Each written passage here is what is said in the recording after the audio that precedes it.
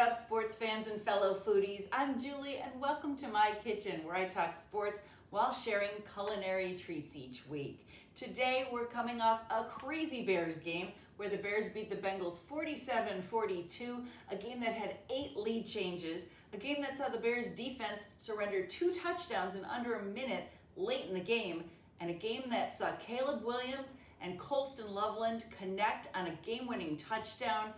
This is one for the record books. We'll get into that as we're talking about a play today called the hot potato.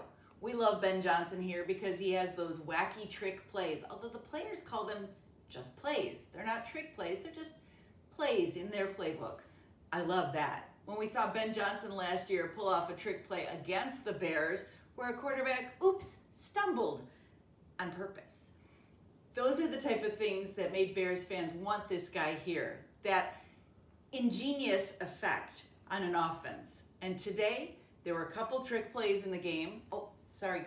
Plays in the game, including one called a hot potato, where he had Caleb Williams taking the ball in the shotgun. He hands it off to Rome Odunze to DJ Moore to Caleb Williams in the end zone, receiving touchdown for Caleb Williams, his first. And Caleb Williams, with that amazing touchdown grab, had 2 receptions today, 2 passing touchdowns today, 2+ passing touchdowns. He's one of 4 players in NFL history to do that. Another one was a Bear, Walter Payton. He did it back in 1983. We're celebrating Walter this weekend. It is 26 years to his passing, and we've got our little Walter Payton bobblehead crossing the goal line here as we pay tribute to one of the greatest in Bears history.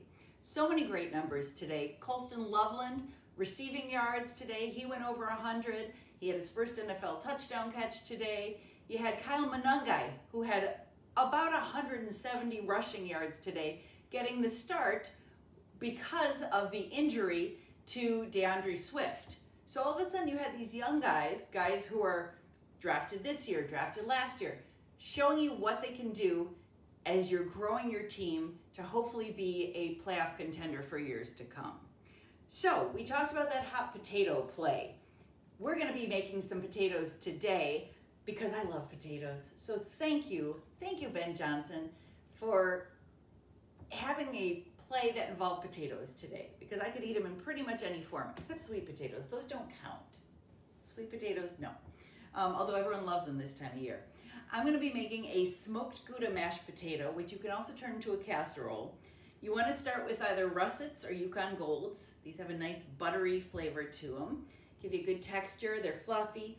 I have them already boiling on the stove, just to save a little time here.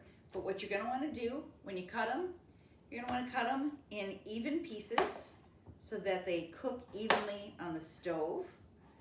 You don't want to drop them into boiling water because you want them to cook evenly throughout. You don't want them to cook quickly on the outside and not so quickly on the inside.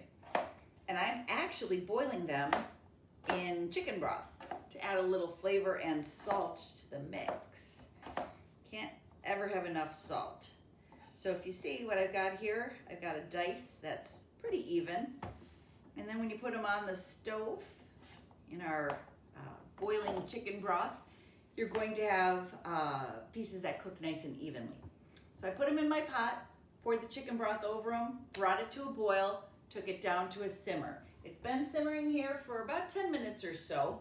One thing I do want to advise is after you cut the pieces, you want to rinse them under some cold water. That's going to rinse the starch off of them. It keeps your potatoes from getting gummy. Once you've cooked your potatoes, which I've done here, I'm going to drain them. Pour off all that. And then I'm going to run some cold water over them again. Same thing, you're removing that starch that came to the surface while they were cooking. So I've got my potatoes cooked. You'll want to check them as they're cooking with a fork. Make sure they're nice and tender. I'm going to make mine smashed potatoes because I like them chunky. It also saves you having to peel the potatoes. But if you're not a big fan of the smashed version, you can peel them, no worries. All right, so I've got my nice soft potatoes here. Here's where it gets fun because you can put all sorts of stuff in them, including things that are going to add some extra moisture, some creaminess. I kind of like a mixture of butter, sour cream, and cream cheese. You can use all of them, one of them, any combination. My butter is soft. I'm gonna push that in there. I don't melt it because I don't want to add any more liquid to the potatoes than what I've got there. I'm gonna start mashing, good old-fashioned potato masher. I'm gonna start mashing my butter into my potatoes. Get you a good workout here. And again, you just want it to be kind of chunky, broken up a little bit. The heat from the potatoes is going to melt that butter like butter. So you see I've got that working there. And then I'm going to add just a little bit. And I've got some liquids here on the stove as well. You can use heavy whipping cream. You can use whole milk. I like them both. If you mix them, you get half and half. So what I have here is some nice warm cream that I'm going to add into here. I warmed it on the stove just because you don't want to be introducing cold liquid to your nice warm potatoes. Got that working. I'm going to mash it up just a smidge more. We don't want to overwork this because that's when you start to get into that gummy territory. So I've got my butter in there. I've got my heavy whipping cream in there. It's looking nice and smushy, official chef term. If you add some sour cream to it, you're going to get a little bit of a tanginess to it.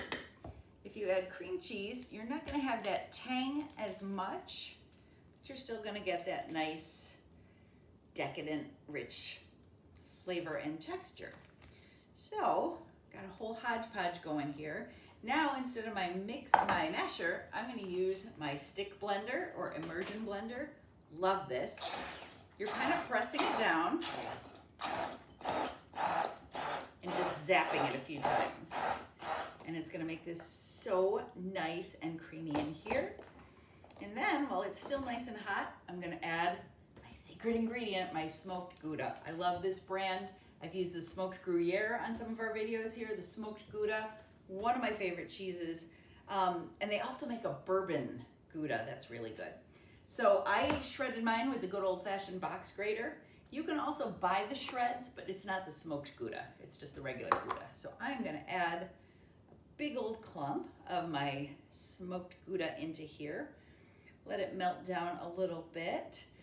This time of year, this is a great one to bring for Thanksgiving. If someone asks you to bring the potatoes or bring a side, just make sure if you're doing it in casserole form that your host or hostess has room in their oven for it. I've run into that before. Terrible faux pas. But if you do want to make this into a casserole, when you finish all these steps we're doing here, you're just going to put it in some sort of casserole dish, oven safe. And then when you do go to put it in the oven, then you can put some of these little shreds on top as a nice little melty finish there. So now what I have here, my cheese has pretty much melted down. I'm going to give it another zap or two. Just to make sure everything's incorporated. I mentioned how much I love these. So I have my potatoes all nice and creamed up. And then I have all the good topping stuff here. Bacon bits, you can never have enough bacon.